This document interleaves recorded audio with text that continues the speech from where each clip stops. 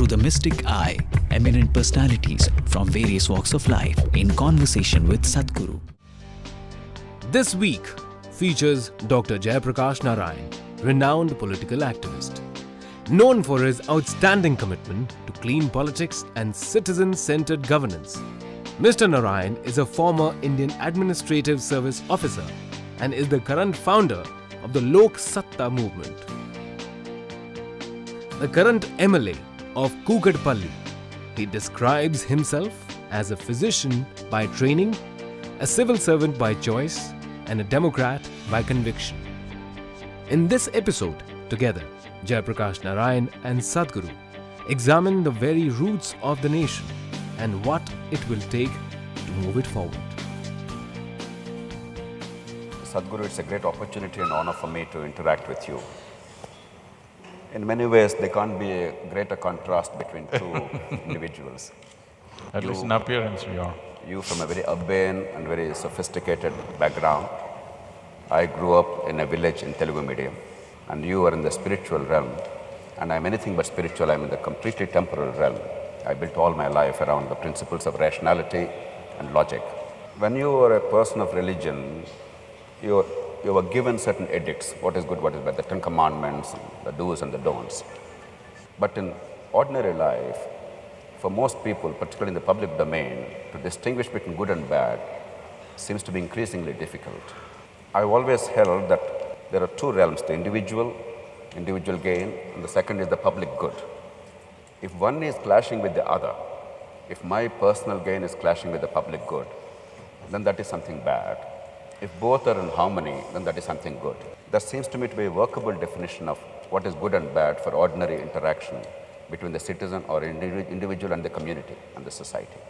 What are your thoughts on that? See, once you start a debate as to what is good and what is bad, this debate can go on forever without coming to a conclusion.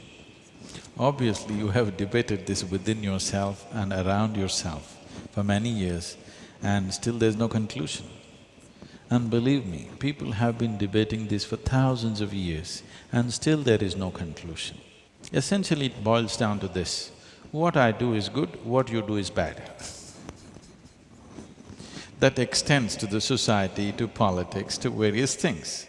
Whoever is in a position of power, who is in a position of dominance, they may not spell it out so crudely, but in so many ways they're telling you, what I do is right, what you do is wrong.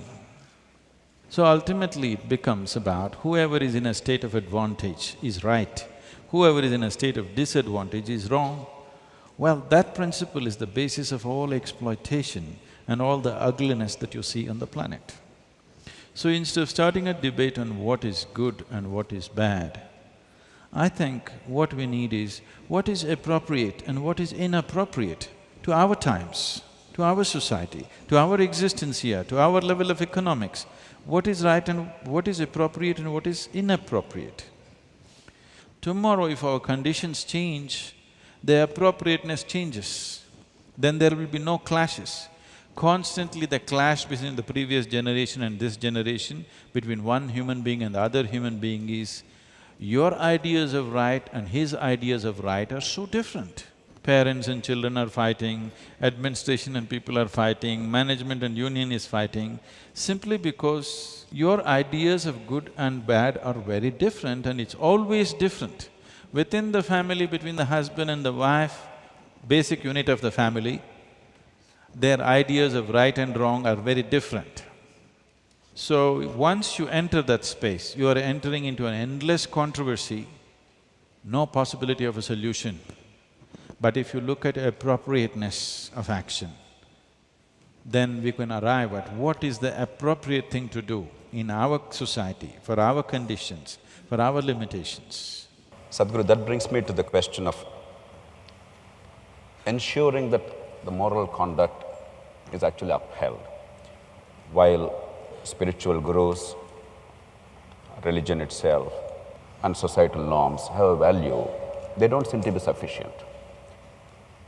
Only in India, whenever you talk about corruption or some other misconduct in public life or in private life, we talk of morality and values instead of talking No, about institutions… as far as I'm concerned, there's no corruption in India. Where is corruption in India? There is only banditry. I don't see any corruption.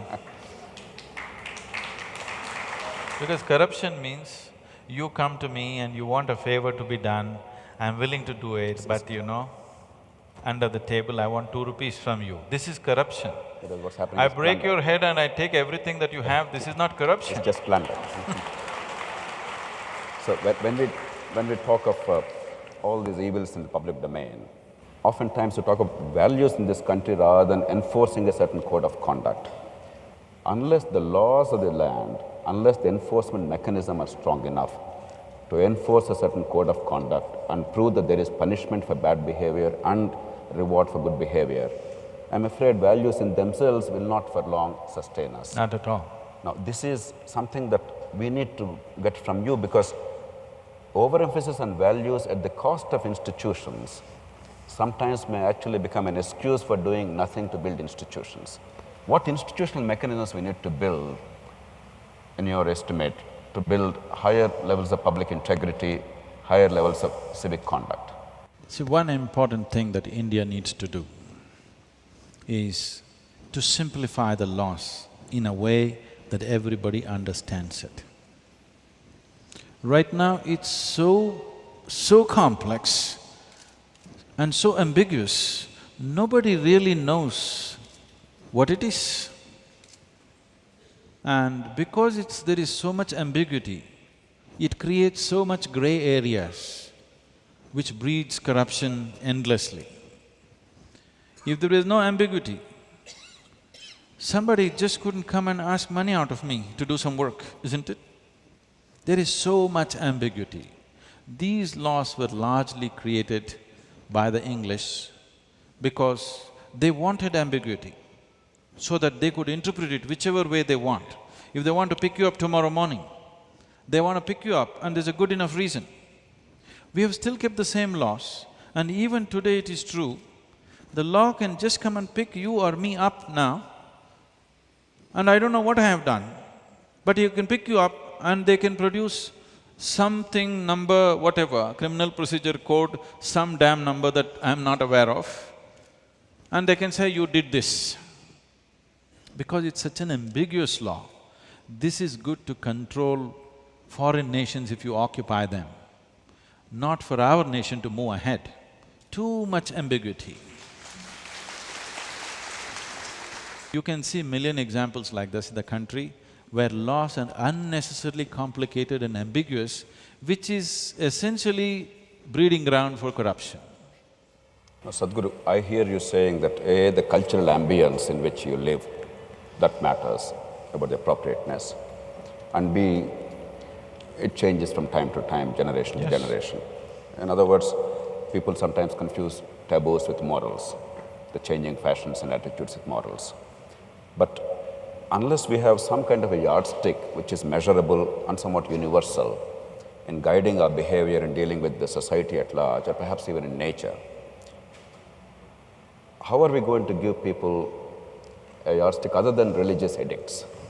That is the challenge for many agnostics, because we can't go by the 10 Commandments merely because God gave us those. We can't go by the Gita because Lord Vishnu told us so.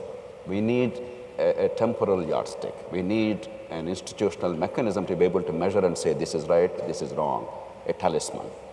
Trying to fix the human societies with morality will only bring more and more deception.